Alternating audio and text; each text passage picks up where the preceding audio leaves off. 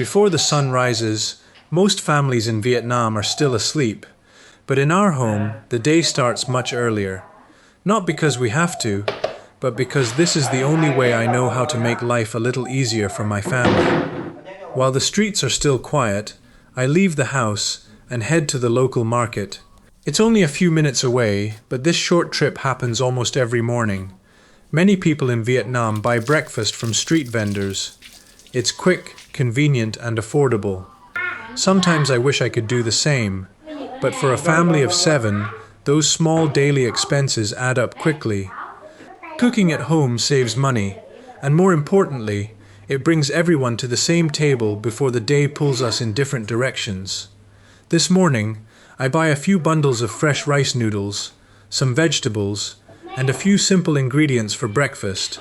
Nothing expensive, just enough for another ordinary morning. Back home, the kitchen slowly comes to life. Rice goes into the cooker. Yesterday's stir-fried pork is warmed again. A pot of fish soup with pineapple begins to steam. The smell fills every corner of the house. There are no fancy recipes here. Only familiar meals that have fed this family for many years. One by one, the house begins to wake up. The first footsteps I hear belong to my oldest child. She doesn't wait to be asked. She quietly takes bowls from the shelf, places chopsticks on the table, and helps prepare breakfast before anyone notices. Watching her grow up has been both comforting and heartbreaking. She has learned responsibility much earlier than most children her age. Sometimes I wonder if childhood has passed too quickly for her. A few moments later, the house becomes much louder. My 2 boys are awake. Within minutes they are laughing, running, arguing over something that probably won't matter 5 minutes later. Some mornings the noise feels endless, but when the house is quiet, I miss it. This old house has heard these sounds for many years. Children laughing, pots clinking, roosters calling outside, dogs barking somewhere in the neighborhood. None of it is unusual here. Together, it sounds like home. Breakfast is finally ready. Everyone slowly gathers around the table. No one says much. Maybe because it's still early, or maybe because everyone is still waking up. The food is simple: rice, fish soup, a plate of pork, fresh rice noodles, nothing you would normally find in a travel guide. But this is the kind of breakfast millions of Vietnamese families grow up eating. While we eat, our cat quietly waits nearby. It knows breakfast always ends the same way. Someone will eventually share a small piece of food. Afterward, it finds an old corn cob in the yard and happily chews on it as if it were the best toy in the world. Little moments like this happen every day. Most of the time, we don't even notice them. When breakfast is over, my daughter begins collecting the bowls. No one asks her. She simply does it. Behind the house is a small washing area where almost everything happens. Washing dishes, cleaning vegetables, laundry, preparing meals. In many rural Vietnamese homes, one small space serves many purposes. The walls around it are old. The paint has faded after years of sun and rain. Nothing here looks new. But every mark tells part of our family's story. This house belonged to my wife's parents long before I became part of the family. It sheltered them as they raised their children. Today, it is sheltering mine. Only after everything becomes quiet again do I finally have a moment to sit down. My name is Tuấn. I'm 36 years old. I was born in Bình Định, a coastal province in central Vietnam. After getting married, I moved here to my wife's hometown in Dien Ban. Now this place has become home. I live here with my wife, our 3 children, and my wife's parents. 3 generations. 7 people, 1 small house. Life here isn't always easy, but every morning we still begin the day together, and perhaps that is the richest part of our lives. Breakfast doesn't last very long in our house. There is still another place we need to go today. All 3 of our children have appointments at the hospital. As soon as everyone is ready, we leave the house together. The streets are much busier now than they were before sunrise. Motorbikes fill the roads. Small shops begin opening their doors. Another ordinary day is starting for thousands of families around us. Our destination is the local hospital.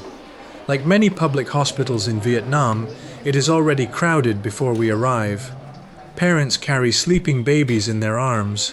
Grandparents sit quietly, waiting for their turn. Children hold small registration papers almost as tightly as their parents hold their hands. For many families, waiting is simply part of the experience. My children don't seem to mind. While adults worry, my children find ways to enjoy almost anywhere. The boys whisper to each other, laugh, and invent little games while we wait. My daughter sits quietly beside us. She has always been calmer than her younger brothers. Watching them together reminds me how differently children see the world. For them, today is simply another outing with Dad. For me, it's another reminder of how quickly they are growing. After several hours, the doctors finish examining all three children. Nothing serious. That is the sentence every parent hopes to hear. Still, each child needs medication. The pharmacist places 3 separate bags of medicine on the counter. 3 names, 3 prescriptions, 3 small bags. I look at the receipt before putting it into my pocket. Almost 3 million Vietnamese dong. For some families, that may not seem like much. For me, it represents many long days riding my motorbike across the city. I work as a Grab driver. Some days are busy. Some days I wait nearly an hour before my phone rings with the next ride. I never know how much I will earn when I leave home each morning. But I always know why I leave. Every kilometer I drive, every customer I pick up, every hour I spend under the hot sun becomes food on our table, school supplies, or moments like today. There are many things I can postpone. Buying new clothes, replacing old furniture, repairing parts of the house.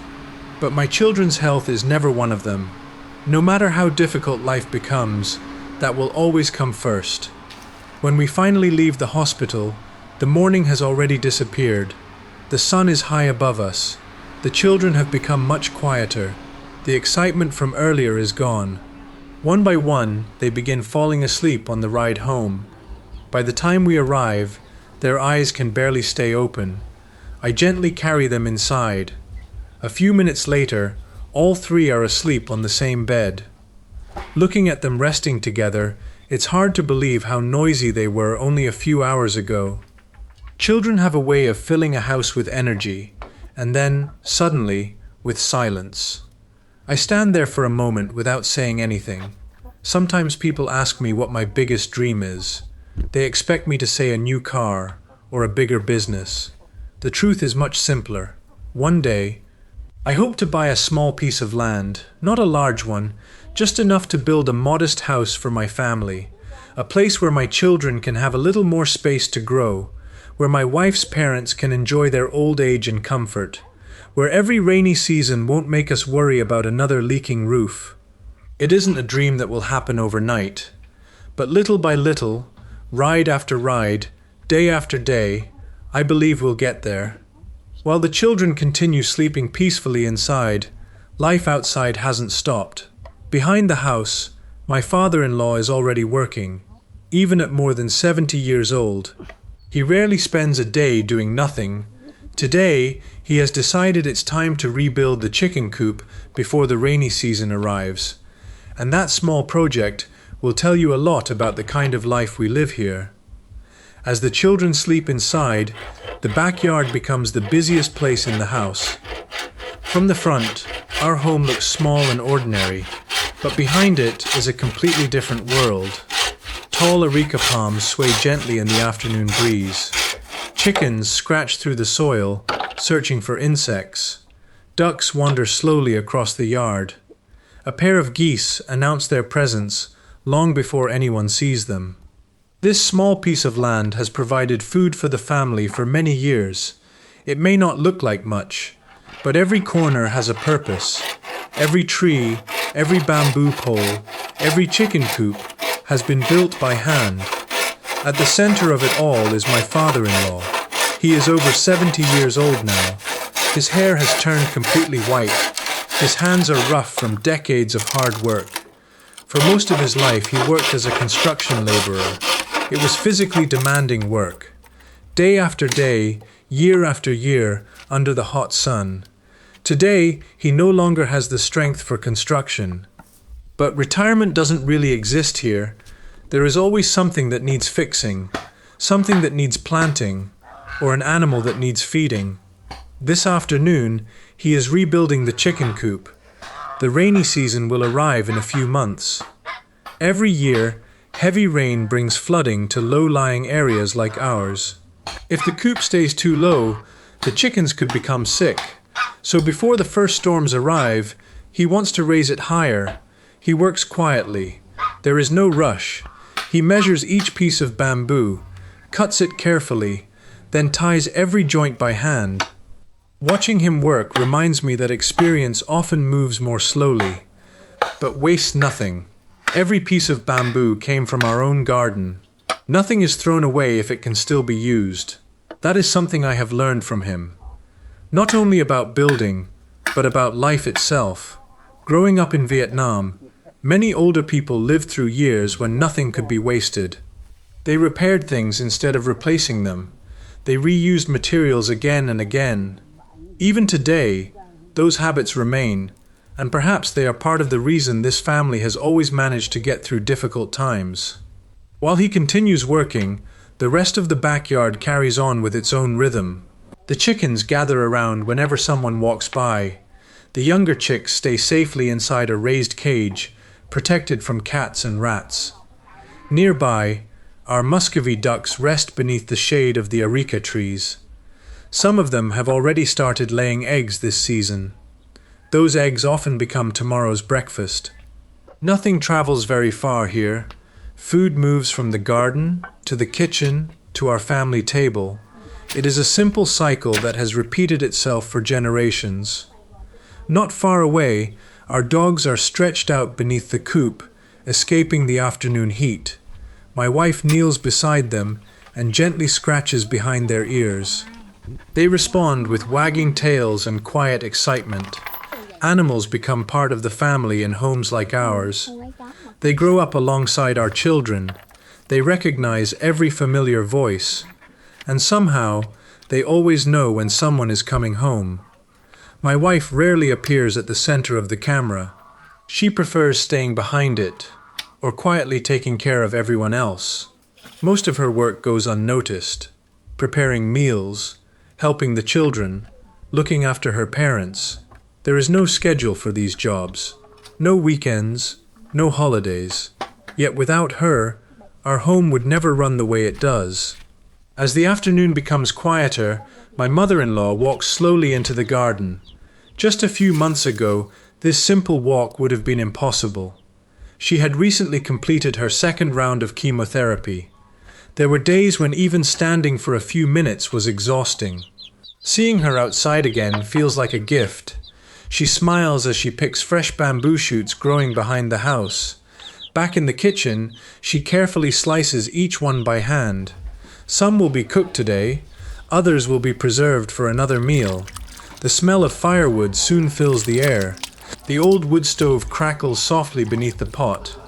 It is a sound I have heard almost every day since moving here. Many families now cook with gas or electric stoves. But in rural Vietnam, wood fires are still common, not because they are fashionable, simply because they are practical. As smoke drifts through the backyard, the sun slowly begins to set.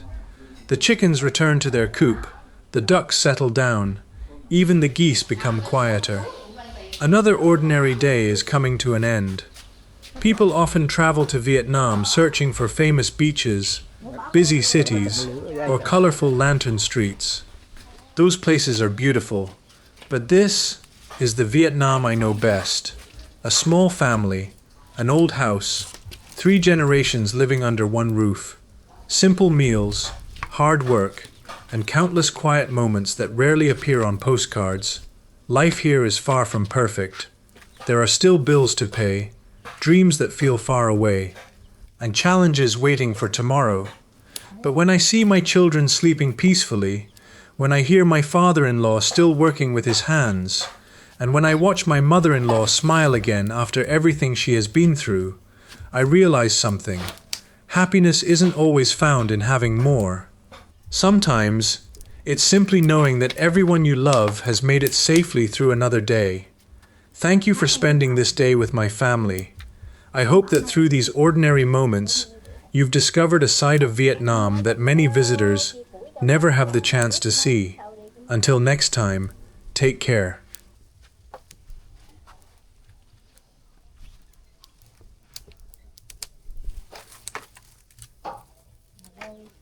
Thì nó đang đỏ là cái gì tôi chạy